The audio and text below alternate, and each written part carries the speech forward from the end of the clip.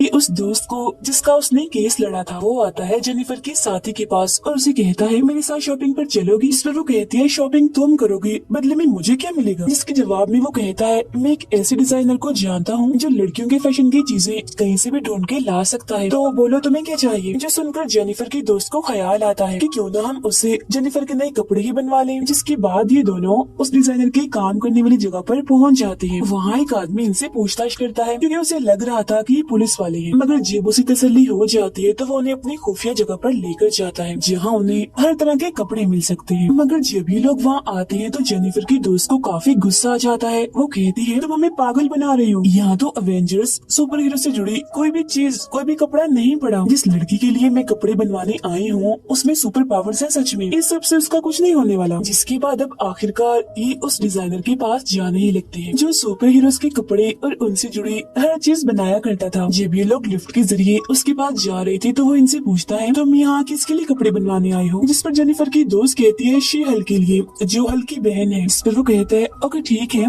15 minute इंतजार करो फिर अंदर आ जा। जो सुनकर दोनों खुशी में नाचने लगते हैं। इसके बाद जेनिफर और तातियाना का केस अदालत में पहुँच जाता है जहाँ वो दोनों और सारे वकील भी आए हुए थे, जहाँ ये फैसला किया जाता है कि अगली सुनवाई थर्सडे को होगी। अब जेनिफर यानी शी हल्क अपना सूट लेने डिजाइनर के पास पहुँच जाती है। डिजाइनर पूछता है आपको कैसा सूट चाहिए? जेनिफर कहती है ऐसा कुछ बना दो जो मैं ऑफिस में पहन लूं। जो सुन डिजाइनर को गुस्सा आ जाता है। वो कहता है मेरे सूट पहनकर सुपर हीरोज लड़ाई करते हैं और तुम वही सूट पहनकर ऑफिस जाओगी, कमाल करती हो। तुम ऐसा करो यहाँ से चले ही जाओ। जो सुन जेनिफर की दोस्त कहती है अरे अरे बात सुनो, ये शी हल्क है, हल्क की बहन, उसके लिए तो तुमने कुछ बनाया नहीं तो इसके लिए ही बना दो और खूब नाम कमाओ। तब आखिरकार वो उसका साइज लेकर उसके लिए सूट बनाने के लिए तैयार हो जाता है। फिर जब भी दोनों बाहर बैठकर खाना खा रही थी तो जेनिफर को याद आता है कि अगर हमें शी हल्क वाला केस जीतना है तो हमारे पास ज्यादा गवाह होने चाहिए और ज्यादा गवाह हमें उस वेबसाइट से मिल सकते हैं जहाँ से मैंने अपने लिए लड़का ढूंढा था और उनसे मैं मिलने गई थी। और अब जब सुनवाई का दिन आता है तो वो 4 लोग भी आ जाते हैं जो जेनिफर से नहीं बल्कि शी हल्क से मिले थे शादी के लिए। हर कोई एक एक करके अपनी गवाही देता है। जिसके बाद ये बात सामने आती है कि शी हल्क का नाम तातियाना से पहले जेनिफर को ही मिल चुका था, जहाँ उसने इस नाम को अपना कर अपनी एक अलग पहचान बना ली थी। जिसके बाद ये केस जेनिफर के हक में जाता है और वो जीत जाती है। और वो केस जीत तो गई थी मगर उसे इस बात का दुख था कि जिन 4 लोगों ने गवाही दी उन्होंने कभी जेनिफर को पसंद किया ही नहीं, बल्कि वो तो सिर्फ शी हल्क को ही चाहते थे। जीतने की खुशी में वो अपने लॉयर के साथ एक बार में जाती है जहाँ लॉयर कहती है तुम काम तो अच्छा करती हो, वैसे भी अच्छी हो यार, मगर तुम कपड़े अच्छे नहीं पहनती। कपड़ों से उसे याद आता है ओ हाँ डिजाइनर ने मेरे कपड़े बना दिए होंगे। जिसकी फौरन बाद वो पहुँच जाती है डिजाइनर के पास कपड़े लेने के लिए, जहाँ वो उसे 2 सूट देता है, एक ऑफिस के हिसाब से और एक लड़ाई के हिसाब से। मगर यही हम देखते हैं कि एक और सुपर हीरो का सूट भी पड़ा हुआ था जिसे पैक किया हुआ था ले जाने के लिए। फिर अब जेनिफर के पास उसके सबसे अच्छी दोस्त की शादी का कार्ड आता है जिसे देख वो काफी खुश हो जाती है। यहाँ उसके साथ उसकी दोस्त भी थी जिसे वो अपना नया सूट दिखाते हुए कहती है शादी में मैं अपना ये बेहतरीन सूट पहन कर जाऊंगी, वो भी अपने शी हल्क वाले रूप में। जिसके बाद अगले ही दिन वो प्यारा सा सूट पहनकर शी हल्क के रूप में पहुँच जाती है अपनी दोस्त की शादी में। हर किसी की नजर उसी पर ही टिकी हुई थी। उसे देखकर सभी की आंखें खुली की खुली रह जाती हैं। जो देख उसकी दोस्त जिसकी शादी थी उसे बहुत बुरा लगता है। वो उसके पास आकर कहती है अरे ये क्या कर रही हो तुम? अगर तुम ऐसे ही शी हल्क वाली हुलिये में ही फिरती रहोगी वो भी इतना अच्छा ड्रेस पहनकर तो हर कोई तुम्हें ही देखेगा। ऐसा मत करो तो मेरे दोस्त तो समझो प्लीज, शादी है आज मेरी और मैं चाहती हूँ कि हर कोई इंसान हर लड़की मुझे ही देखे।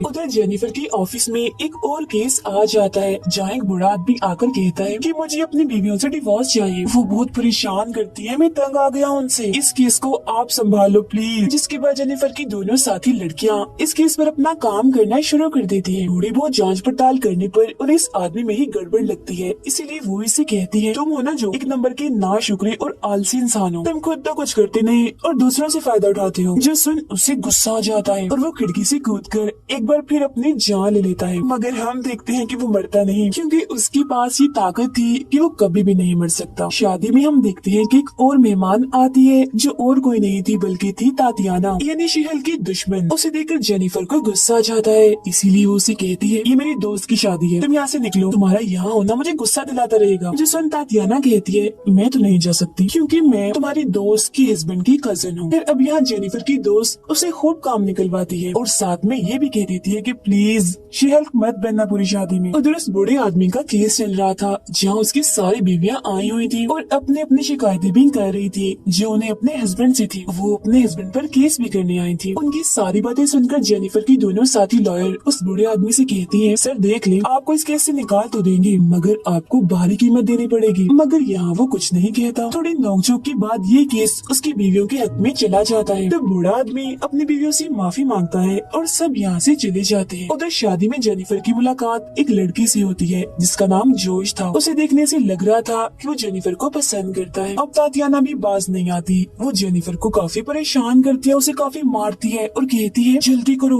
अपने शी-हल्क के रूप में आओ, मैं तुमसे लड़ना चाहती हूँ। तातियाना को उस पर इसलिए गुस्सा था कि शी-हल्क का नाम भी इसने ले लिया, ऊपर से केस भी जीत गई। और जेनिफर ने अपने दोस्त से वादा किया था कि वो पूरी शादी में शी-हल्क नहीं बनेगी। मगर अब बेचारी वो करती भी तो क्या, उसे मार पड़ रही थी, इसीलिए उसे अपने शी-हल्क वाले रूप में आना ही पड़ता है। इस रूप में आते उसकी सारी ताकतें भी आ गई थी। वो जोर से टांग मारकर जमीन को तोड़ देती है और तातियाना को भी उठाकर काफी दूर फेंक के मारती है। जिसके बाद कूद की आती है तातियाना के पास और एक के बाद एक करके उस पे काफी वार करती है। उसे बहुत मुक्के मारती है और दिमाग उसका ठिकाने पर ले आती है। उधर जेनिफर के दोनों साथी लॉयर्स को पता चलता है कि एक वेबसाइट पर लोग जेनिफर को मारने की बात कर रहे हैं, जिस मकसद के लिए लैब में एक मोटा सा इंजेक्शन तैयार किया जा रहा था जो शी-हल्क के जिस्म में छेद कर सकता है। अब हम जेनिफर को देखते हैं जो तैयार हो रही थी क्योंकि उसके पास जोश जिससे वो शादी में मिली थी उसका मैसेज आ रहा था कि मैं तुम्हें लेने आ रहा हूँ। वो जोश की वजह से काफी खुश थी कि मुझे कोई तो ऐसा मिला जो मेरे शी-हल्क वाले नहीं बल्कि मेरे इंसानी रूप को पसंद करता है, यानी जेनिफर वाले रूप को। वो हर वक्त उसके बारे में ही सोचने लगती है। वो लोग बातें भी करते हैं, मिलते भी हैं, साथ रहते भी हैं और अब जेनिफर को उससे प्यार हो जाता है। एक साथ रात गुजारने के बाद जब अगली सुबह जेनिफर ऑफिस जाती है तो वो काफी उदास थी।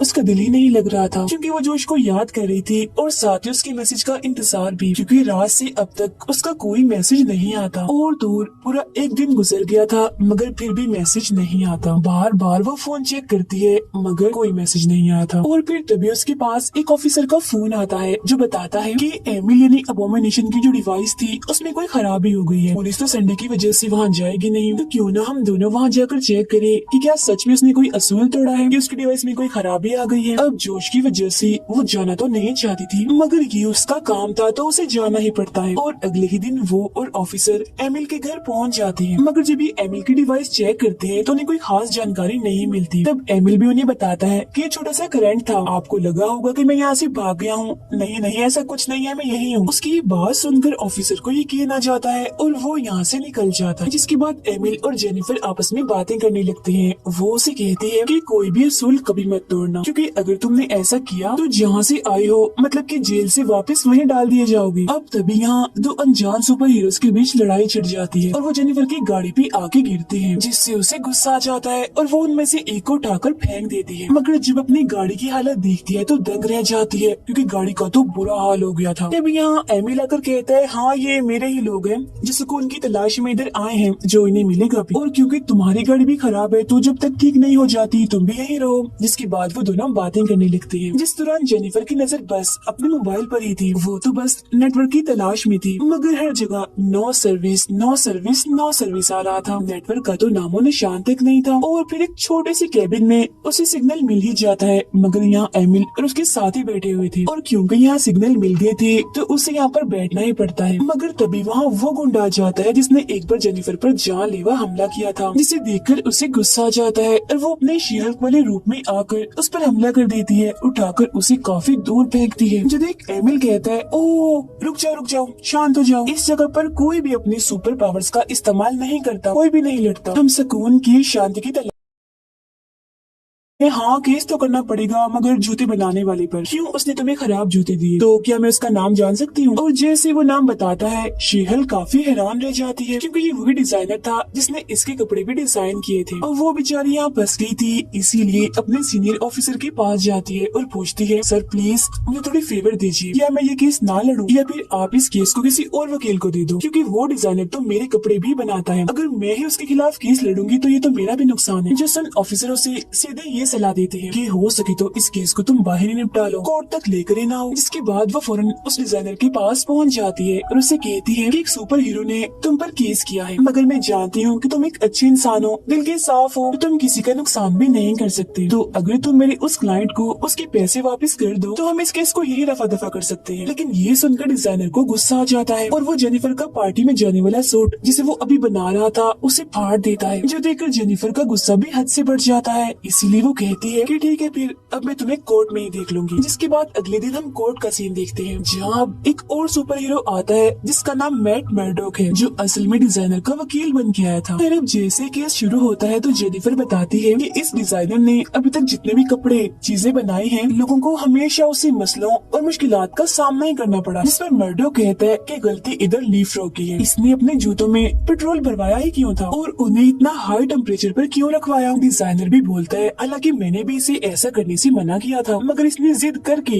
ये पेट्रोल वाले जूते बनवाए। इन सभी बातों से मर्डो का पलड़ा भारी होता जा रहा था और फिर इस तरह की ही चंद बातों से वो इस केस को जीत ही जाता है। अब हालांकि जेनिफर हार गई थी, मगर वो बेचारी फिर भी इस डिजाइनर को कहती है कि प्लीज मैं तुम्हारे पाँव पकड़ती हूँ, इस बात को हमारे काम के बीच में मत लाना, मेरा सूट लाजमी बना देना प्लीज। मगर डिजाइनर उसे साफ साफ मना कर देता है। अब शाम को जब जेनिफर बार में बैठी थी तो तभी यहाँ पर मर्डोक आता है जो उसे अपने साथ शराब पीने का कहता है। यहाँ इनके बीच थोड़ी बहुत बातचीत भी चलती है, मगर तभी मर्डोक को कॉल आती है और वो यहाँ से चला जाता है। जेनिफर को भी एक लड़के का मैसेज आता है जो उसे मिलने बुलाता है। जब वो उसे मिलने जाती है तो उसे खास पसंद नहीं आता, इसीलिए वो उसे वहीं छोड़कर अपने घर आ जाती है। वो घर जाकर अभी सो ही रही थी कि तभी उसके पास लीफ रॉ का फोन आता है। वो इसे कहता है मैं इस वक्त मुसीबत में हूँ, जल्दी से आ जाओ। तब जेनिफर जल्दी से अपना शी हल्क वाला नया सूट पहनकर वहाँ पहुँच जाती है जहाँ लीफ रॉ ने उसे बुलाया था। यहाँ उसकी मुलाकात होती है मर्डोक से जो अपने सुपर हीरो वाले सूट में था और यही लीफ रॉ के पीछे पड़ा हुआ था। यहाँ इन दोनों के बीच काफी लड़ाई होती है, दोनों एक दूसरे को मार रहे थे, जिसका फायदा उठाकर लीफ रॉ गाड़ी लेकर यहाँ से भाग जाता है। लड़ते लड़ते जेनिफर कहती है तुम तो इतनी ताकतवर भी नहीं, तो फिर इतने अच्छे से कैसे लड़ रही हो। इस पर मर्डो कहते हैं वो असल में मैं इसके लिए एक खास तरीके का इस्तेमाल करता हूँ जो लड़ने में मेरी मदद करता है। और जेनिफर अभी हमारा लड़ने का टाइम नहीं बल्कि लीफ रॉ को रोकने का है, क्योंकि उसने उस डिजाइनर को अपने कब्जे में लिया हुआ है।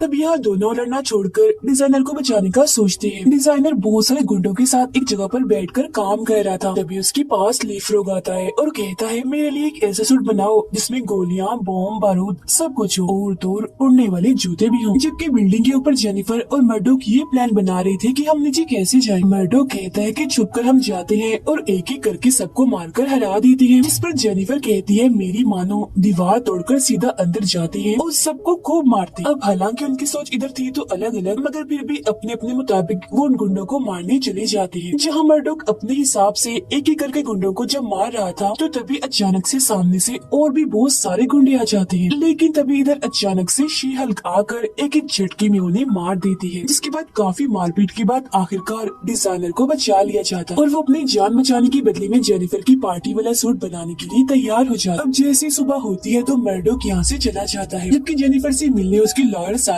जो उसकी दोस्त भी थी वो आती है। कहती है जेनिफर तुम अभी तक तैयार क्यों नहीं हुई, तुम्हें तो अब तक पार्टी में जाने के लिए तैयार हो जाना चाहिए था। फिर अब शाम आती है जहाँ जेनिफर बहुत ही खूबसूरत सा सिल्वर रंग का सूट पहनकर अच्छे से तैयार होकर पार्टी में पहुँच जाती है। अब वो साल की सबसे अच्छी वर्कर बनी थी, तो सब लोग स्टेज पर आकर उसके बारे में थोड़ा थोड़ा उसके बारे में कुछ न कुछ कहते हैं। मगर तभी अचानक से दीवार पर जेनिफर के कुछ पुराने लेकिन बुरे लम्हे चल जाते हैं। जहाँ वो किसी के साथ मिलने जा रही थी तो किसी के साथ रात के वक्त थी, वहीं वो शी हल्क बन के लोगों की धुलाई कर रही थी, जो देखकर उसका गुस्सा 7वें आसमान पर चला जाता है और वो दीवार पर जोरदार मुक्का मारती है जिससे वो दीवार टूट जाती है। जिसके बाद गुस्से में शी हल्क वहाँ तबाही मचाने लगती है। हर कोई बचकर यहाँ से भागने में लगा हुआ था क्योंकि बिल्डिंग बस गिरने ही वाली थी। इसी बीच उसे एक आदमी पर शक होता है तो वो दीवार तोड़कर आती है और उसे पकड़ लेती है, मगर तभी यहाँ पुलिस भी आ गई थी, जिन्हें देखकर जेनिफर को अपने हाथ खड़े करने पड़ते हैं। फिर इसके बाद खबरों में हर जगह जेनिफर के बारे में बताया जा रहा था कि आखिर वो कैसी जेनिफर से शी हल्क में बदल गई। फिर आगे जेनिफर की आंख उस जेल में खुलती है जहाँ सुपर हीरोज को रखा जाता है। उसे भी यहाँ पर कैद करके रखा हुआ था, जहाँ तभी उसे मिलने उसके लॉयर साथी और उसकी अपनी ही लॉयर आती है। अब जेनिफर को लग रहा था कि ये सभी उसकी मदद के लिए आए हैं, मगर वो उसकी मदद के लिए नहीं बल्कि उस पर एक केस करने आए थे। जो सुनकर जेनिफर कहती है तुम्हें जरा तरस नहीं आ रहा मुझ पर, जरा देखो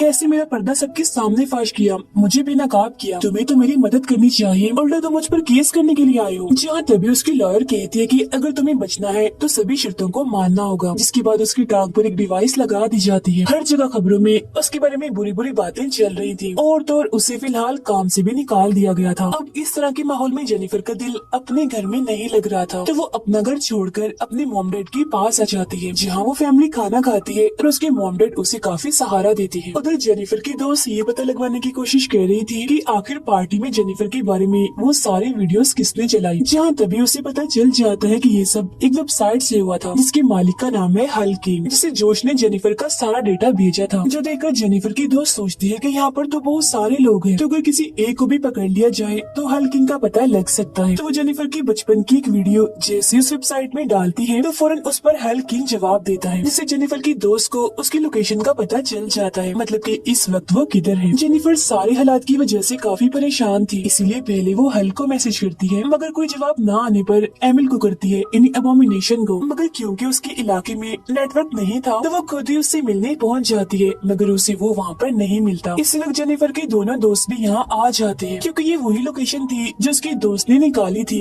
हल्किंग की। असल में ये एक ही जगह थी जहाँ एमिल का घर था और हल्किंग ने मीटिंग बुलाई थी। अब जेनिफर की दोस्त गाड़ी में ही रहती है, जबकि उसका मेल फ्रेंड अंदर मीटिंग में जाता है, जहाँ दोनों कॉल के जरिए एक दूसरे से राब्ते में थे। यहाँ सभी लड़के बात कर रहे थे कि लड़कियों में कोई भी सुपर पावर्स नहीं होती, मगर तभी इधर आ जाता है टॉड। उसे देखकर जेनिफर का दोस्त सोचता है कि ये कौन है और यहाँ क्या कर रहा है। अब टॉड भी सोच में पड़ जाता है कि मुझे इतने गौर से क्यों देख रहा है, कहीं मेरा काम ना खराब कर दे। इसीलिए वो उसे गले लगाकर कहता है, ओ हेलो, पहचाना नहीं, मैं तुम्हारा बचपन का दोस्त हूँ। जिसके बाद स्टेज पर टॉड एक स्पीच देता है, जिसमें वो कहता है कि जेनिफर को उसकी सारी ताकतें खैरात में मिली है, वो इन ताकतों की हकदार है ही नहीं। जेनिफर जो कि एमिल के घर थी, वो एक गुंडे से मिलती है और उससे पूछती है कि मैं एमिल को ढूंढ रही हूँ, लेकिन वो मुझे कहीं भी नहीं मिल रहा। जिस पर वो कहता है कि एक मीटिंग चल रही है जिसमें एमिल अपने दोस्तों के साथ है। जिस फौरन जेनिफर भी उस मीटिंग में चली जाती है और देखती है कि ये पूरी मीटिंग टॉड ने ही बुलाई है। तभी यहाँ जेनिफर के दोस्त जो पहले से ही मौजूद थे बताते हैं, और एक सच ये भी है कि हल्किंग जो तुम्हारा दुश्मन बना हुआ है वो और कोई नहीं बल्कि यही है, यानी टॉड। अब उसका पर्दा भी फाश हो गया था, इसलिए टॉड यानी हल्किंग जेनिफर को कहता है कि तुम्हें तुम्हारी ताकतें खैरात में मिली है, मगर मैंने इन्हें खुद अपनी मेहनत से पाया है। इसके बाद वो एक इंजेक्शन खुद को लगाता है जो उसके साइंटिस्ट ने कड़ी मेहनत के बाद बनाया था। इंजेक्शन लगते ही वो भी हल्क में बदलने लगता है और आ जाता है अपने हल्किंग वाले रूप में। अब सारी सूरत हाल कंट्रोल से बाहर थी ही कि तभी इधर तातियाना भी पहुंच जाती है। हर तरफ अफरा तफरी गुस्से का माहौल था, मगर तभी यहाँ आ जाता है हमारा सुपर हीरो हल्क यानी ब्रूस बैनर। उसके और हल्किंग के दरमियान लड़ाई होने ही वाली थी कि तभी जेनिफर बोलती है, रुक जाओ, ये क्या है, तंग आ गई हूँ मैं। कहानी में क्या इस तरह की ही लड़ाई बार बार दिखाई जाएगी? जिसके बाद वो सीधा पहुँच जाती है मार्वल की दुनिया में, जहाँ सब लोग बैठे इस बारे में मीटिंग कर रहे थे कि शी हल्क में और कौन कौन सी तब्दीलियाँ करें और किसे लाएं और किसे हटाएं। मगर तभी इधर आ जाती है शी हल्क और कहती है, ये कहानी किसने लिखी, मुझे जरा भी पसंद नहीं आई। हर बार एक ही जैसी लड़ाई, एक ही जैसी एंडिंग, जिस पर टीम कहती है अगर तुम्हें कोई तब्दीली करवानी है, रुकवानी है, तो उसके पास चली जाओ जिसने ये कहानी लिखी है, जो एक मशीन है। तब जैसे शी हल्क वहाँ से जाने लगती है तो कुछ गार्ड आकर उसे रोकने की कोशिश करते हैं, तो वो उन्हें काफी मारपीट करके आगे बढ़ जाती है। वो एक काफी बड़े हॉल में जाती है जहाँ सभी मार्वल की मूवीज चल रही थी, और फिर तभी वो मशीन नीचे आती है जिसने ये मूवी बनाई। वो बताती है कि सभी मार्वल्स की मूवीज मैंने ही बनाई है और शी हल्क भी। जिस पर जेनिफर बोलती है, मगर शी हल्क में मुझे कुछ तब्दीलियाँ करनी है। सबसे पहले तो टॉड को वो इंजेक्शन लगाने से रोक दो, ब्रूस जो यहाँ आ गया है उसे वापस भेज दो, और एमिल यानी अबोमिनेशन को दोबारा से पुलिस के हवाले कर दो, और अगर रात का सीन है तो इसे दिन का बना दो। और हाँ, एक काम और कीजिएगा, ऐसा करो कि मर्डो को भी वापस डाल दो। सारी तब्दीलियाँ मैंने बता दी हैं, तो अब कि मैं यहाँ से जा सकती हूँ? तो मशीन कहती है, अच्छा अच्छा, हो जाएंगी तब्दीलियाँ, मगर अब इसी असली इंसानी रूप में ही वापस जाना, न कि शी हल्क के रूप में। फिर अब अगले ही पल सारे सीन बदल जाते हैं, तो वक्त आ जाता है दिन का, जहाँ टॉड और एमिल को पुलिस पकड़ कर ले जाती है, क्योंकि दोनों ने ही अपने अपने असूल तोड़े थे। तभी इधर मर्डोक भी आ जाता है, इसे जेनिफर ने ही बुलवाया था। खाना खाने के बाद हम देखते हैं कि हल्क भी वापस यहाँ आ गया था, मगर वो अकेला नहीं था, उसके साथ उसका बेटा भी था। अब जेनिफर को दोबारा से इज्जत दी जाती है और वो दोबारा से अपने काम पर आ जाती है। वो अब उन केसेस पर भी काम करेगी जहाँ कानून नहीं है, लेकिन शी हल्क वहाँ अपना कानून चलाएगी। अब एमिल से जेल में मिलने वोंग आता है और उसे अपने साथ ले जाता है, मतलब कि दोनों यहाँ से भाग जाते हैं। और इसी के साथ ही ये सीरीज इधर